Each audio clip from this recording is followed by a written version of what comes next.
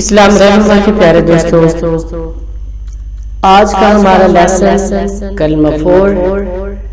यानी चौथा कलमा तौहीद है और इस कलमे का तर्जमा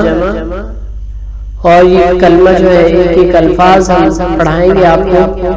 आपने अगर सीखना है तो तवज्जो से सुनना है और ऐसे साथ साथ पढ़ना है। इंशाअल्लाह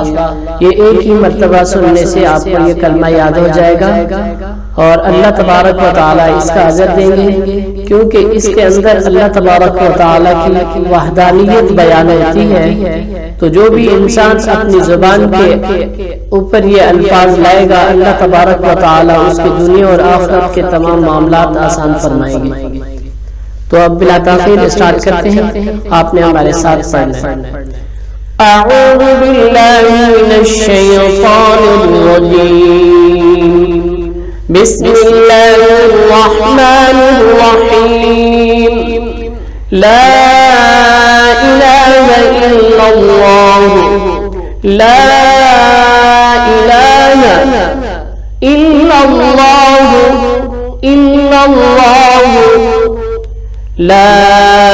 इलाहा इल्लल्लाह, वहदहु वहदहु वहदहु ला शरीक लहु, ला शरीक लहु, लहुल मुल्कु व लहुल हम्दु, लहुल मुल्कु व लहुल हम्दु, लहुल मुल्कु व लहुल हम्दु, युह्यी व युमीतु, युह्यी व युमीतु, युह्यी व युमीतु, वहुव हय्युन ला यमूत, वहुव हय्युन ला यमूत, ला इलाहा इल्लल्लाह वहदहु ला शरीक लहु, लहुल मुल्कु व लहुल हम्दु,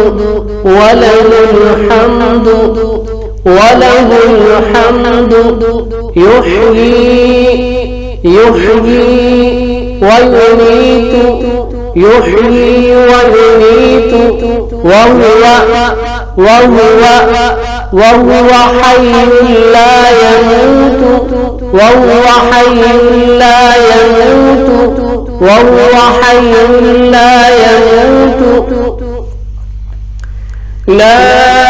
इलाहा इल्लल्लाह वहदहु ला शरीक लहु, लहुल मुल्कु व लहुल हम्दु, युह्यी व युमीतु, वहुव हय्युन ला यमूत, बियदिहिल खैर, बियदिहिल खैर, बियदिहिल खैर, बियदिहिल खैर, वहुव अला कुल्ली शैइन क़दीर, बियदिहिल खैर, बियदिहिल खैर, वहुव अला कुल्ली शैइन क़दीर, बियदिहिल खैर, वहुव अला कुल्ली शैइन क़दीर, ला इलाहा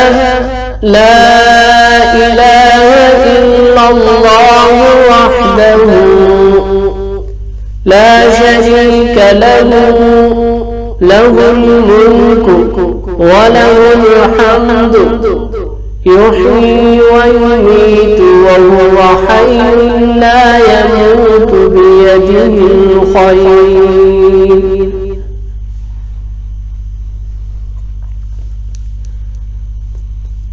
ला इलाहा अल्लाह के सिवा कोई माबूद नहीं, इल्लल्लाहु वहदहु ला शरीक लह, وہ اکیلا ہے، اس کا کوئی شریک نہیں، لہ الملک، اسی کی بادشاہت ہے، وَلَهُ الْحَمْدُ،